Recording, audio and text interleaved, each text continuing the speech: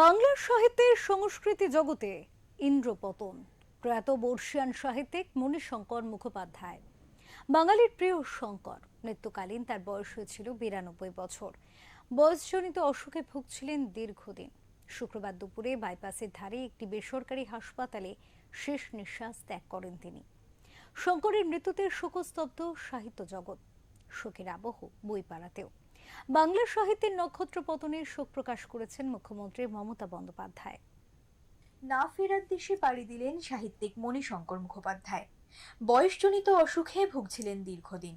শুক্রবার দুপুরে বাইপাসের ধারে এক বেসরকারি হাসপাতালে তিনি শেষ নিঃশ্বাস ত্যাগ করলেন। মৃত্যুকালে তার বয়স হয়েছিল 92 বছর। বাংলা সাহিত্যের নক্ষত্র পতনে শোক প্রকাশ করেছেন মুখ্যমন্ত্রী মমতা বন্দ্যোপাধ্যায়। এক্স হ্যান্ডেলে শোক প্রকাশ করে মুখ্যমন্ত্রী লিখেছেন, বাংলার প্রখ্যাত সাহিত্যিক মণিশঙ্কর মুখোপাধ্যায়ের প্রয়াণে আমি গভীরভাবে শোকাহত। তার প্রয়াণে বাংলা সাহিত্য জগতের একটি উজ্জ্বল নক্ষত্রের পতন হলো। শঙ্করের সৃষ্টিতে আমজনতার সুখ দুঃখ থেকে জীবন সংগ্রামের কাহিনী ফুটে উঠত। চৌরঙ্গী থেকে কত অজনারে, সীমাবদ্ধ থেকে জন অরণ্য, তিন ভুবনের পারে, ঘরের মধ্যে ঘর, তার কালজয়ী সৃষ্টিগুলি বাংলা সাহিত্যের সম্পদ।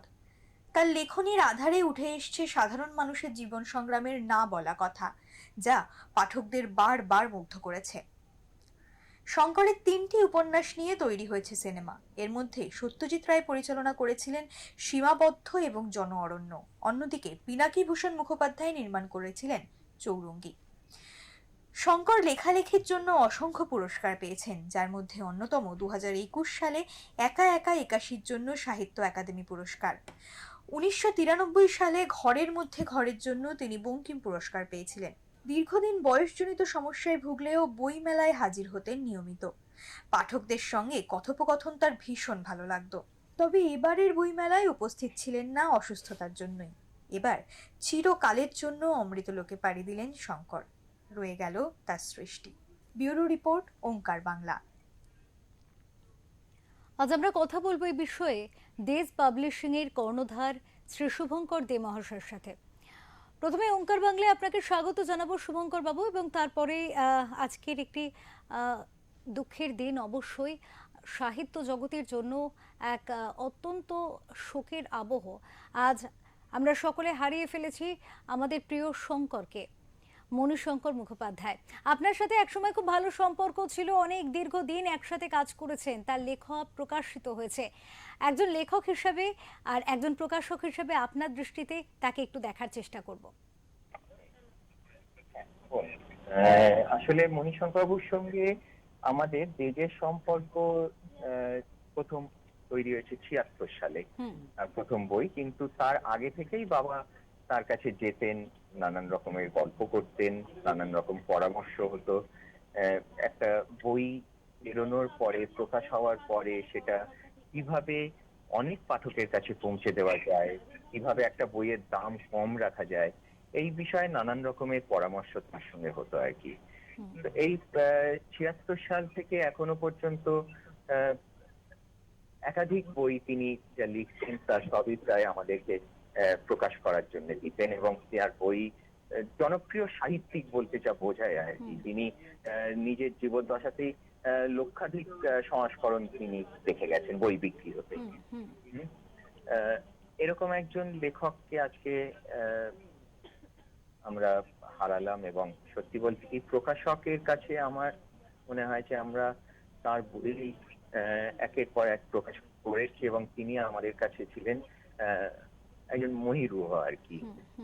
একজন হয় না যে একজন প্রকাশকের তিনি সিনিয়র একজন লেখক, বর্ষিয়ান একজন লেখক, তিনি একজন ছাতার মতো নিয়ে আর কি আমাদের কাছে। এবং তাকে আজকে আমরা মনে পড়ে যে তিনি প্রথম যখন গত বছরও তিনি এসেছিলেন বই মেলায়, তার বই এবং তাকে ঘিরে এই নবীন প্রজন্ম যারা আর কি তার লেখা পড়তেন বা তার লেখা সম্পর্কে আগ্রহ ছিল, তার বইয়ে তার সই সংগ্রহের জন্য তাকে ঘিরে ধরতেন। 2025 সালের বই মেলাতেও তিনি এসেছিলেন, 2026-এ আসতে পারেননি। একদম। শুভঙ্কর বাবু, এক্ষেত্রে একটা বিষয় তো থাকে যে অনেক সময় লেখকের দেখা যায় পাঠকের কারণে তাদের বিভিন্ন ধারার লেখনী ধরতে হয়, কিন্তু সেক্ষেত্রে প্রকাশকের তরফ থেকেও কিন্তু কিছু সময় কিছু বিষয়ের উপর দাবি থাকে। তো সেই ধরনের কোনো দাবি রাখতে গিয়ে এমন কি কোনো ঘটনা রয়েছে যেখানে মনে হয়েছে যে আমাদের মণিশঙ্কর মুখোপাধ্যায়, সকলের প্রিয় শঙ্কর, ঠিক কোন ধারার লেখা বেশি নিজে পছন্দ করতেন? না, তিনি তো মানে তার লেখার মধ্যে দিয়ে প্রথম আহ, মানে কি বল 5 স্টার হোটেল এবং সেখানে যে এই হুম কর্পোরেট হাউস সম্পর্কে জানা তার লেখার মধ্যে দিয়ে প্রথম জানা গেছে। হুম হ্যাঁ, তার লেখার মধ্যে দিয়ে প্রথম আমরা পেয়েছি যে কর্পোরেট হাউস বলতে কি বোঝায়। হুম হ্যাঁ, হুম কেমন সেই কর্পোরেট হাউস, হুম সেখানে কি হয়, হুম এটা তার লেখার মধ্যে দিয়ে প্রথম পাওয়া গেছে। হুম এবং পরবর্তী সময়ে যখন তিনি অন্য ধারায় চলে এলেন, তার লেখা বিবেকানন্দ নিয়ে চর্চা শুরু হলো, হুম বা রামকৃষ্ণ নিয়ে চর্চা শুরু করলেন, হুম তখন সেটা আরেক ধরনের আরেক ধারায় আর কি হুম তিনি লেখালেখি শুরু করলেন এবং সেটাও ভীষণভাবে জনপ্রিয় হয়ে উঠেছিল। হুম হুম শুভঙ্কর বাবু, একজন ব্যক্তি মানুষ হিসাবে আমাদের শঙ্কর, আমাদের প্রিয় মণিশঙ্কর মুখোপাধ্যায় ঠিক কেমন মানুষ ছিলেন একটু আপনার চোখ দিয়ে দেখার চেষ্টা করব। মণিশঙ্করবাবু ভীষণ, মানে কি বলবো, আর অসম্ভব, মানে আমি ওনার সঙ্গে যা কিছু হবে সকালবেলায় কাজ হবে। হ্যাঁ, মানে উনি 6:30 থেকে 7টার মধ্যে উনি ডিনার করে ফেলতেন। আচ্ছা। হ্যাঁ, তার রাত্রে, এবং 8টার মধ্যে তিনি ঘুমিয়ে পড়তেন। হুম এরকম একজন মানুষ যিনি মানে ভোর রাত্রিরে উঠে লিখতে বসতেন, হুম তারপর 9টার মধ্যে তিনি অফিস চলে যেতেন। মানে আচ্ছা। 9টা 1 কখনো হয়নি, হুম 9টা মানে 9টাই। হুম হুম এবং অসম্ভব পার্টিকুলার সমস্ত বিষয়ে।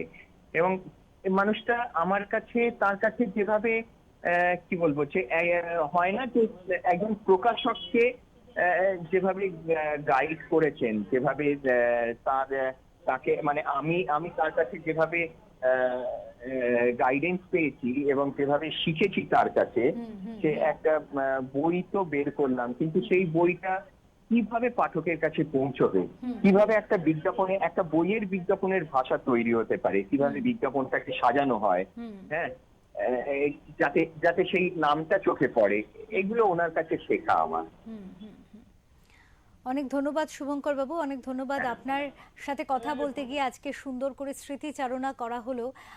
দর্শকদের কাছে ফিরবো এবং দর্শকদের জানাতে চাইবো, আপনারা যারা পড়েছেন, বেশিরভাগ মানুষই পড়েছেন আমাদের সকলের প্রিয় শঙ্কর, যার পুরো নাম মণিশঙ্কর মুখোপাধ্যায়, সেই মানুষটিকে আজকে আমরা এক অন্য রকমভাবেও খানিকটা জানার চেষ্টা করলাম, বোঝার চেষ্টা করলাম।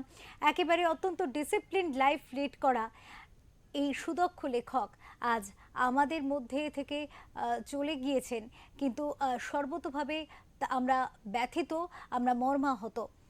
সাহিত্যের ক্ষেত্রে, সাহিত্য জগতের ক্ষেত্রে এক নক্ষত্র পতন। ওঙ্কার বাংলার তরফ থেকে লেখক তথা সাহিত্যিক শ্রী মণিশঙ্কর মুখোপাধ্যায়ের প্রতি আমাদের সশ্রদ্ধ আমরা সম্মান জানাবো এবং এই বিষয়ে তার চিরশান্তি কামনা করব।